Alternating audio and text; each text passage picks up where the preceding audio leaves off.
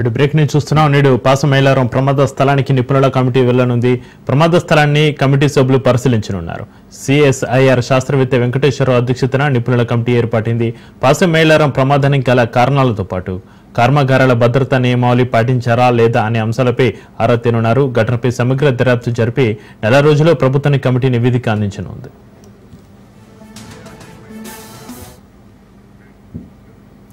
దేశం మరింత సమాచారాన్ని మా ప్రతినిధి రాజు ఫోలేలు అందిస్తారు. రాజు, నేడు పాసమైలారం ప్రమాద స్థలానికి నిపుణుల కమిటీ వెళ్లనుంది. ప్రమాద స్థలాన్ని కమిటీ సభ్యులు పరిశీలించనున్నారు. ఈ కమిటీకి సంబంధించి మీ దగ్గర ఉన్న అప్డేట్స్ ఏంటి రాజు? ఈ రోజు 11:30 ప్రాంతంలో ఏదైతే కమిటీ ప్రభుత్వం నియమించిందో ఆ కమిటీ సమగ్ర విచారణ చేయడానికి గాను కమిటీ సభ్యులందరూ కూడా సంఘటన స్థలానికి విచ్చేస్తున్నారు. ముఖ్యంగా కమిటీ చైర్మన్ ప్రముఖ శాస్త్రవేత్త డాక్టర్ బి వెంకటేశ్వరరావు, మరో ఇద్దరు శాస్త్రవేత్తలు T Pratap Kumar, doctor Suryanarayana, safety officer doctor Santosh సభ్యులుగా నియమించారు. వీరు పూర్తి స్థాయిలో విచారణ చేసి దీనికి సంబంధించిన విషయంలో నెల రోజుల్లో నివేదిక అందించాలి. అదేవిధంగా ఇలాంటి మరే కంపెనీలో కూడా పునరావృతం కాకుండా జాగ్రత్త తీసుకునే విధంగా నివేదిక ఇవ్వాలని చెప్పి ప్రభుత్వం అయితే వీరికి సూచించింది. ముఖ్యంగా వీరిచ్చినటువంటి నివేదిక ఆధారంగా అటు కంపెనీ పైన కానీ, తర్వాత అటు ఏదైతే పరిశ్రమలకు సంబంధించినటువంటి ఉన్నతాధికారుల పైన కానీ, కెమికల్ ఆఫీసర్ల పైన కానీ చర్యలు తీసుకునే అవకాశానికి వీరు నివేదిక తయారు చేయాల్సి ఉంటుంది. కాబట్టి ఈ నివేదిక ఆధారంగానే వీరిపై చర్యలు ఉండబోతాయి. ఇప్పటికైతే ప్రస్తుతానికి అక్కడ బ్రేకింగ్ చూస్తున్న ఇప్పటికే వస్తున్న సమాచారం ప్రకారము హాస్పిటల్లో చికిత్స పొందినటువంటి మరో ఇద్దరు కూలీలు కూడా ఇప్పుడే మరణించారు. అక్కడ మళ్ళీ మృతులతో హోరెత్తుతుంది ఆ హాస్పిటల్ ప్రాంతం అంతా కూడా. అయితే 143 కంపెనీ యాజమాన్యం చెప్పిన ప్రకారం 143 మంది ఉపస్థితి అయ్యారు. అందులో 60 మంది సురక్షితంగా ఉన్నారు. 35 మంది చికిత్స పొందుతా ఉన్నారని చెప్పారు. 18 మంది శవాలను గుర్తించి వారికి కుటుంబీకులకు అప్పగిస్తాము. ఇంకొక 20 శవాలను గుర్తించాల్సి ఉంది. మిగతా 11 మంది గల్లంతైన వారు ఉన్నారని చెప్పి నిన్న కలెక్టర్ కూడా చెప్పారు. అయితే ఇప్పటికీ 18 మృతదేహాలకు డిఎన్ఏ పూర్తయి కుటుంబీకులకు అప్పచెప్పి వారిని పంపించిన పరిస్థితి కనిపిస్తుంది. అదేవిధంగా డిఎన్ఏ 18 పెండింగ్ లో ఉన్నాయి. ఇంకా 25 మంది దగ్గర 5 శవాలకు గాను 25 మంది దగ్గర నమూనా సేకరించాల్సి ఉంది. దీనికి సంబంధించి దానికి సంబంధించిన పని కూడా అక్కడ హెల్ప్ డెస్క్ పెట్టి అధికారులు కూడా చాలా వేగవంతం చేస్తా ఉన్నారు. అయితే Sigachi company managing director Amit Raj Sinha సంఘటన బాధాకరం అని చెప్పారు. ఎంక్వైరీ నడుస్తుందని చెప్తూనే గాయపడిన వారికి వైద్య ఖర్చులు మొత్తం కూడా కంపెనీ భరుస్తుంది. బాధితులందరికీ మేము అండగా ఉంటామని చెప్తా ఉన్నారు. కంపెనీ స్ట్రక్చర్ పాతది కానీ ఎక్విప్మెంట్ మాత్రం కొత్తది. అక్కడ 30 మంది చనిపోయారు కాబట్టి విమర్శలు వస్తున్నాయి. స్ట్రక్చర్ పాతది, తర్వాత ఎక్విప్మెంట్ పాత అని చెప్పి విమర్శలు వస్తున్నాయి. తప్పు. కంపెనీ స్ట్రక్చర్ పాతది కానీ ఎక్విప్మెంట్ అంతా కూడా కొత్త అని చెప్పి చెప్తా ఉన్నారు. 143 మంది మాత్రమే ఆ రోజు హాజరయ్యారని చెప్పి సిగాటి మేనేజింగ్ డైరెక్టర్ అమిత్ రాజ్ సిన్హా కూడా ఒక ప్రకటన విడుదల చేశారు. నిన్న ప్రెస్ మీట్ కూడా మాట్లాడారు. అదేవిధంగా ఇప్పటికే మరో ఇద్దరు చంపారు. మొత్తానికి అధికారులు చెప్తున్న ప్రకారం అయితే 40కి చేరుకుంది. కానీ అక్కడ 45 శవాల వరకు ఇప్పటికే మనకు వచ్చినట్టుగా సమాచారం అయితే ఉంది. అయితే ఇంకొక 11 మంది అక్కడ దొరకాల్సి ఉంది. సిగాటి కంపెనీకి సంబంధించి మనకు వెబ్సైట్ ఉన్నటువంటి చరిత్ర ఆధారంగా చూసే సిగాటి కంపెనీ 1989లో ఈ యొక్క ప్రారంభమైన కంపెనీ. అప్పుడు సిగాటి క్లోరో కెమికల్ ప్రైవేట్ లిమిటెడ్ గా ప్రారంభించినటువంటి కంపెనీ 2012లో వాణిజ్యపరంగా విస్తరించేందుకు సిగాటి ఇండస్ట్రీస్ ను ప్రైవేట్ లిమిటెడ్ గా మార్చారు. 2019లో స్టాక్ మార్కెట్ లో లిస్ట్ కావడంతో సిగాటి ఇండస్ట్రీ లిమిటెడ్ తో కొనసాగుతుంది. ఈ కంపెనీకి దేశవ్యాప్తంగా 14 కంపెనీలు నడుస్తా ఉన్నాయి.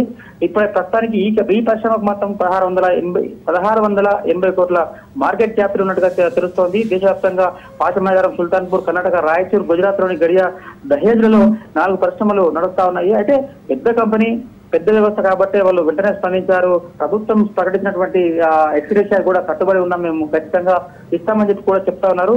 అయితే ప్రస్తుతానికి అక్కడ ఏదైతే రెస్క్యూ ఉందో రెస్క్యూ అయితే కూడా మందకొడిగా సాగుతుంది. ఎందుకంటే గత రాత్రి 2 రోజుల నుంచి ముసురు పడుతున్న కారణంగా ఆ ప్రాంతం అంతా కూడా రెస్క్యూకు చాలా ఇబ్బందిగా ఉంది.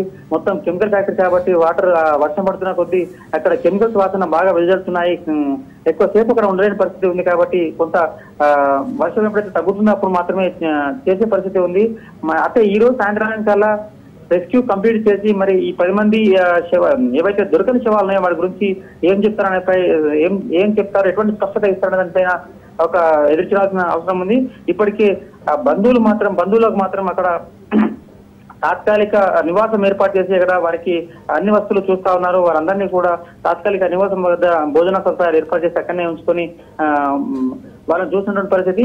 ఈ మిగతా వారందరినీ కూడా మిగతా కుటుంబీకులను బంధువులందరినీ కూడా వారి వారి స్వస్థలాలకు వెళ్లేందుకు ప్రభుత్వం అయితే పూర్తి స్థాయిలో మేము ఏర్పాటు చేస్తామని చెప్పి డాక్టర్ ప్రావీణ్య అయితే చెప్తుంది. అయితే రాజు, సిఎస్ఐఆర్ శాస్త్రవేత్త వెంకటేశ్వరరావు అధ్యక్షతన నిపుణుల కమిటీ సమగ్ర దర్యాప్తు నివేదికను ప్రభుత్వానికి ఎప్పటిలోగా అందించే అవకాశం ఉందంటారు రాజు? ప్రభుత్వం నియమించిన కమిటీ ఖచ్చితంగా నెల లోపల ఈ పూర్తి స్థాయి ఈ ఫ్యాక్టరీ ప్రమాదం పైన ఏ విధంగా జరిగింది, ఫ్యాక్టరీలో తనిఖీలు గతంలో తనిఖీలు జరిగాయా లేదా, తనిఖీలు తూతుమతనంగా జరిగాయా, అసలు ఇంత నిర్లక్ష్యంగా ఉండడానికి కారణమైంది, మరియు అదేవిధంగా పలు రాజకీయ పార్టీలు కొంతమంది నిపుణులు చేసినటువంటి ఏవైతే వ్యాఖ్యలు ఉన్నాయో అది ఎక్విప్మెంట్ పాతదే, తర్వాత ఆ స్ట్రక్చర్ పాత అని చెప్పిన నేపథ్యంలో కంపెనీ నిన్న ఒక ప్రకటన కూడా చేసింది. ఎక్విప్మెంట్ అంతా కొత్తది, స్ట్రక్చర్ మాత్రం పాత అని చెప్తున్నారు. కానీ దీనికి సంబంధించిన ఎక్విప్మెంట్ విషయంలో కానీ, స్ట్రక్చర్ విషయంలో కానీ, భద్రతా ప్రమాణాల పైన, తర్వాత వాళ్లకు ఏదైతే కార్మికులు ఉన్నారో వారికి తీసుకున్నటువంటి సేఫ్టీ పైన ఎటువంటి సేఫ్టీ తీసుకున్నారు, అసలు కంపెనీ వాళ్ళకి సంబంధించినటువంటి కార్మికుల పైనటువంటి కార్మికుల ప్రాణాలకు ఎటువంటి భద్రత కల్పించేందుకు ఎటువంటి చర్యలు తీసుకున్నారనే దానిపైన పూర్తి స్థాయి విచారణ చేసి నెల రోజుల్లోగా కమిటీ ఒక నివేదిక ఇవ్వాలి. ఆ నివేదిక ఆధారంగా అటు యాజమాన్యం పైన, ఇటు ఉన్నతాధికారుల పైన చర్యలు తీసుకునే అవకాశం ఉంది. ఖచ్చితంగా కమిటీ అయితే నెల రోజుల్లో నివేదిక ఇవ్వనుంది. తర్వాత ఇటువంటి కెమికల్ ఫ్యాక్టరీలలో ఇలాంటివి మళ్లీ పునరావృతం కాకుండా తీసుకోవాల్సిన జాగ్రత్తలపై కూడా నివేదిక ఇవ్వాలని చెప్పి ప్రభుత్వం అయితే ఒక సూచన చేసింది. ఖచ్చితంగా శాస్త్రవేత్తలు అందరూ కూడా ఈ నెల రోజుల పాటు శ్రమించి తర్వాత కంపెనీలో పనిచేసినటువంటి మిగతా కుటుంబీకులందరినీ కూడా మరొకసారి పరామర్శించి ఎవరైతే కంపెనీలో పనిచేస్తున్నారో వాళ్ళందరినీ కూడా వివరాలు అడిగి తెలుసుకొని ఒక నెల రోజుల్లో మాత్రం కమిటీ ఖచ్చితంగా నివేదిక ఇచ్చే అవకాశం అయితే కనిపిస్తుంది. ఎందుకంటే సమస్య పెద్దది, అక్కడ అంత పెద్ద విస్ఫోటనం జరిగింది.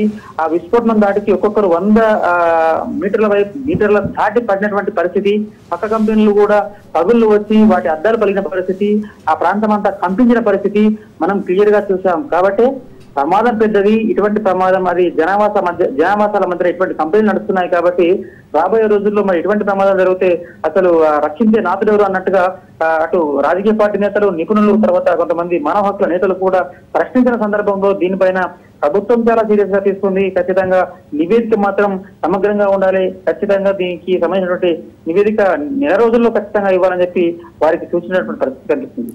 Right, thank you Raju.